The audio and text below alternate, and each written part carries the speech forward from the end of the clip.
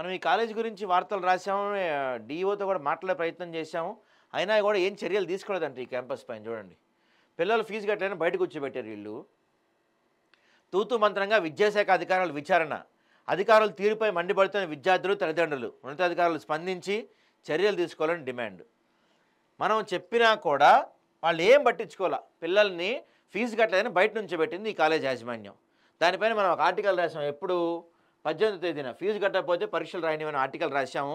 ఒక వివరణ కూడా తీసుకున్నాం మనం ఆయన నుంచి. మేము కనుక్కుంటాము, దానిపైన విచారణ చేస్తాం, తప్పని తేలితే ఖచ్చితంగా వాళ్ళకి మేము చర్యలు తీసుకుంటాం అన్నారు. కానీ తూతూ మంత్రం. ఎందుకంటే వీళ్ళకి కూడా ఏదైనా వచ్చి ఉండొచ్చు మరి మేబీ.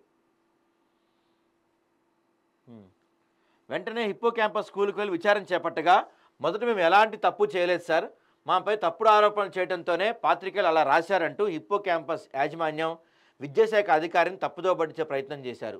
అది నిజమని నమ్మిన అధికారికి అదే సమయంలో జిల్లా విద్యాశాఖ అధికారి విషయాన్ని ఆరా తీయగా మండల అధికారులు అసలు విచారణ చేపట్టారు.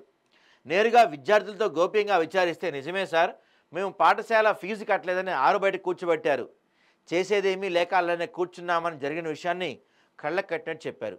ఇదే విషయాన్ని అధికారి హిప్పో స్కూల్ యాజమాన్యాన్ని ప్రశ్నించగా, తప్పు జరిగింది సార్, మళ్ళీ అలా జరగనివ్వమంటూ ప్రాధేయపడ్డాడంట. కానీ వాస్తవం వెలుగు చూశాక కనీసం ఆ పాఠశాలకు షోకాజ్ నోటీస్ కూడా జారీ చేయలేదు. పైపెచ్చు స్కూలుకి మద్దతు తెలుపుతున్నారంట వాళ్ళు. పలుమార్లు ఇదే స్కూల్పై గతంలో ఫిర్యాదులు వచ్చినప్పటికీ అధికారుల తీరు మాత్రం మారటం లేదు. ఈ విషయంపై ఉన్నతస్థాయి అధికారులు స్పందించి హిప్పో క్యాంపస్ స్కూలుకు వెంటనే షోకాజ్ నోటీస్ జారీ చేసి కఠిన చర్యలు తీసుకోవాలని ప్రజలు డిమాండ్ చేస్తున్నారు. కనీసం ఇప్పటికైనా అధికారులు స్పందిస్తారో లేదో. అధికారులు పాపం బిజీగా ఉన్నారు. ఎందుకంటే ఎంతో కొంత సెటిల్ అయి ఉంటుంది అక్కడ. మరి ఏమీ సెటిల్ కాకపోతే పిల్లల దగ్గర నుంచి అంత ప్రూఫ్స్ ఉన్నాయి, అన్నీ ఉన్నాయి కూడా, అన్నీ ఉన్నా కూడా కనీసం మీరు వాళ్ళకి షోకాజ్ నోటీస్ కూడా జారీ చేయలేకపోయారా?